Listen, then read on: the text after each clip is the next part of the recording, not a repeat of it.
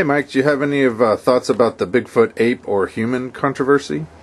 Yeah, it's been that's been something that's been developing over the course of the last few years.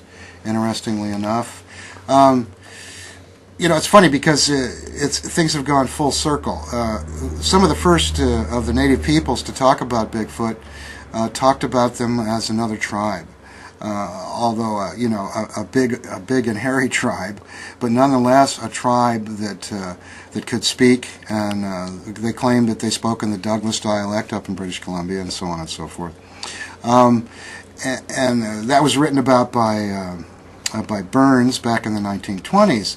Well, and then Dave Paulides, he got involved in Bigfoot research about 6 years ago and started interviewing eyewitnesses, most of them Native Americans.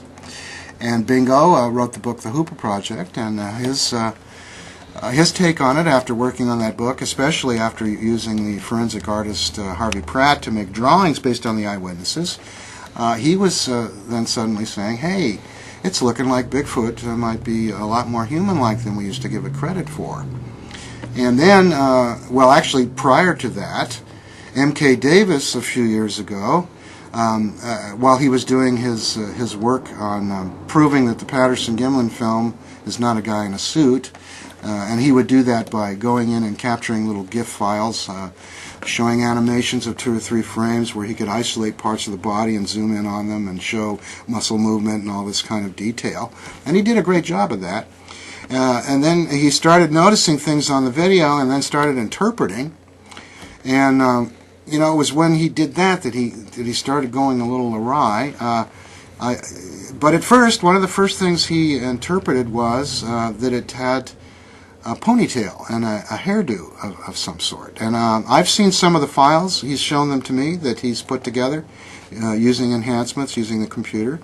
And there are definitely some files that he sent to me where Patty in the film, especially as she goes to the back of the woods in the first sequence shot by Patterson, and she actually bends over way back at the edge of the woods. On some of the enhancements that MK did, it looks like she has a ponytail. It looks like some hair tied in the back. And this is hair that Bill Muntz, for example, says is an example of piloerection. It's some raised hair on the back of the neck.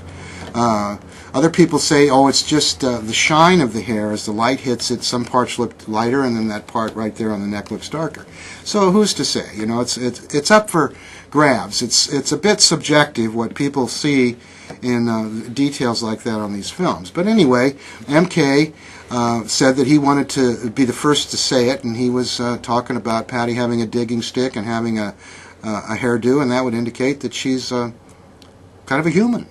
And, of course, when he said that, people went nuts. Bigfoot's not a human. Everybody knows Bigfoot's Gigantopithecus. Well, wait a second.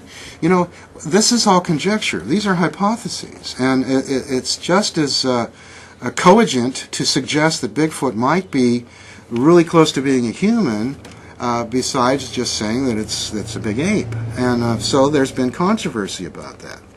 And interestingly enough, I have noticed over the years a slight shift.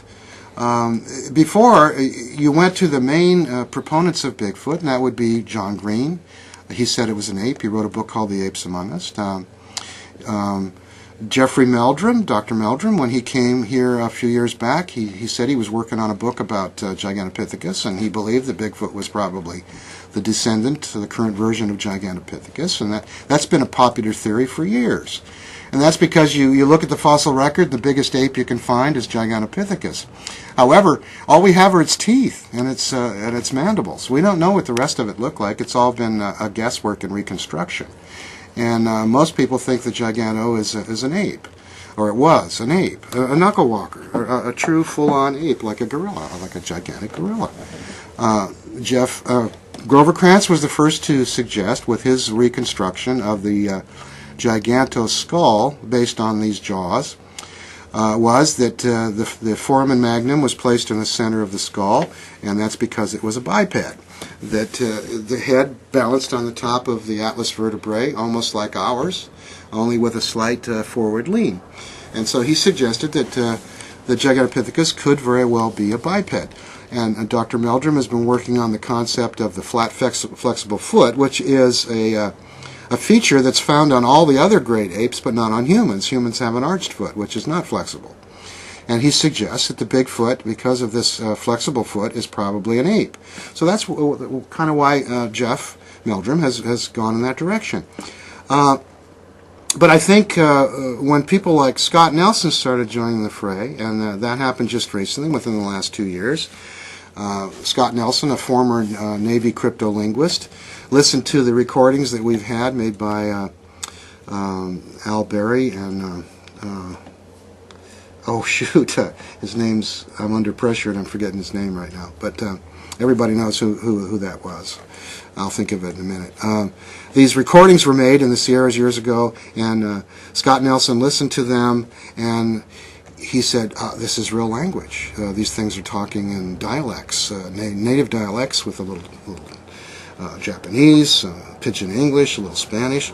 And bingo! Well, one of the things that Grover Krantz said when he was talking about these issues was that, in his opinion, one of the things, and one of the few things that distinguishes humans from the other apes is language. A complete language that includes, of course, a written form. So now we have a linguist who is schooled in this and schooled in decoding secret messages in foreign languages, which is a step beyond just being a linguist. And he says that these recordings are real and that Bigfoot is talking and he's using some of our own dialects. So I'm now seeing a little bit of a shift showing up. The other day I noticed there was a trailer about an upcoming, which will be this coming Sunday. Dr. Meldrum is, as the world's greatest expert on Bigfoot, is part of a National Geographic special on Bigfoot. And I saw the trailer, and in the trailer he acknowledged and said that there's controversy and there are hypotheses about what Bigfoot might be, and they include the ape hypothesis, and they showed pictures of various apes, gorillas, chimps, and so forth, and that it might be one of those or a new ape that hasn't been discovered.